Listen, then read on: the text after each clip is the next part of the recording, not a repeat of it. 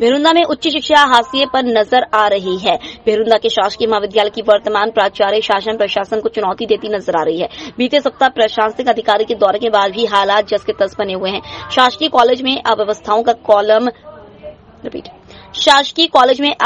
का आलम फैला हुआ है। यहाँ न तो कॉलेज समय पर खुल रहा है, न ही समय पर प्रिंसिपल, प्रोफेसर और कर्मचारी समय पर कॉलेज पहुंच रहे हैं और समय से पहले ही अपने गंतव्य पर निकल जाते हैं, जिससे कॉलेज में पढ़ने वाले विद्यार्थियों की पढ़ाई नहीं हो पा रही है।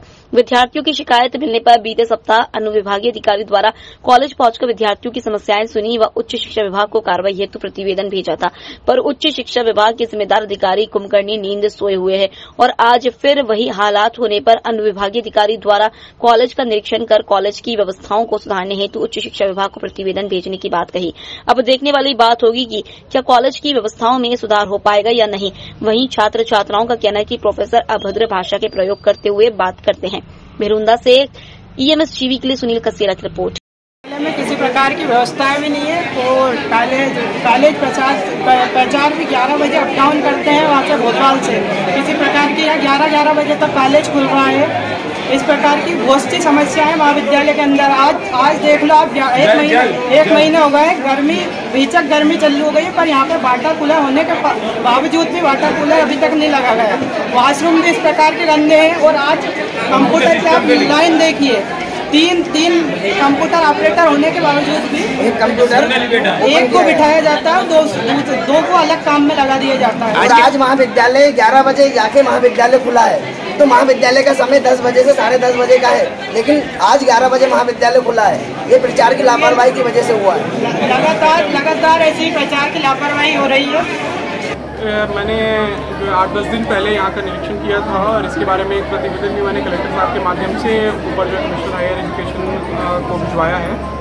और इसके अलावा जो भी यहाँ की समस्याएं थी, कुछ समस्याएं उस दिन जो मुझे पता चली थी उनके निदान हेतु मैंने जो है मैडम से बात भी करी थी।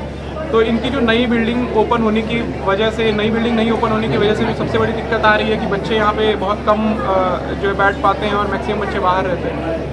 उस समस्या के लिए मैंने इनको जो है अभी 1 हफ्ते दिए हैं कि आप अपनी मैक्सिमम जो बिल्डिंग्स हैं जो कार्यवाही वाली वो वहाँ शिफ्ट करें, ताकि जो बच्चों की यहाँ पे भीड़ लग जाती है वो ना लगे।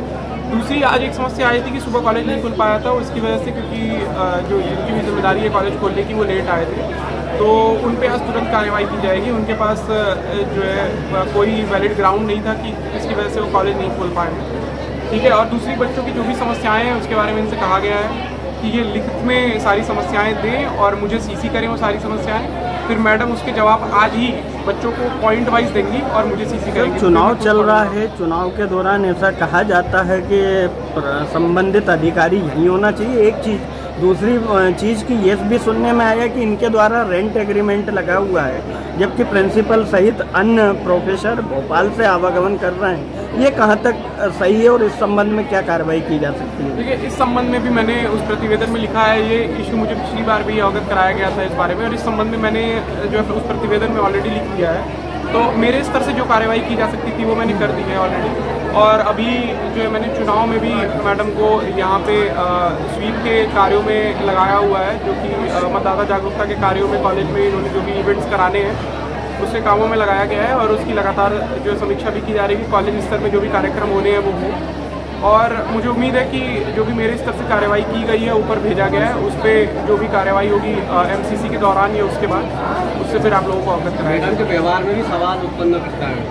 हाँ, मैं उस बारे में देखिए मैंने अभी बात भी की है कि इस बारे में आप कोशिश करें कि जो आपका मॉरल बिहेवियर है, एटलीस्ट उस बिहेवियर को आप बच्चों के प्रति इतना सौम्य और सामान्य रखें, क्योंकि हम सब कुल मिला के जनता के लिए ही हैं। और जो है अगर मैं किसी से अगर इस तरह से बात करूं तो मुझे खुद को बुरा लगना चाहिए कि मैं एक प्रशासनिक पद पे, एक जिम्मेदारी के पद पे होते हुए अच्छे से बात नहीं कर रहा हूं।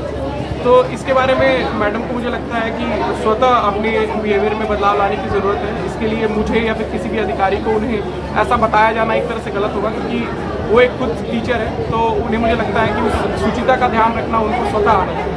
ठीक, धन्यवाद। ये सर जिस प्रकार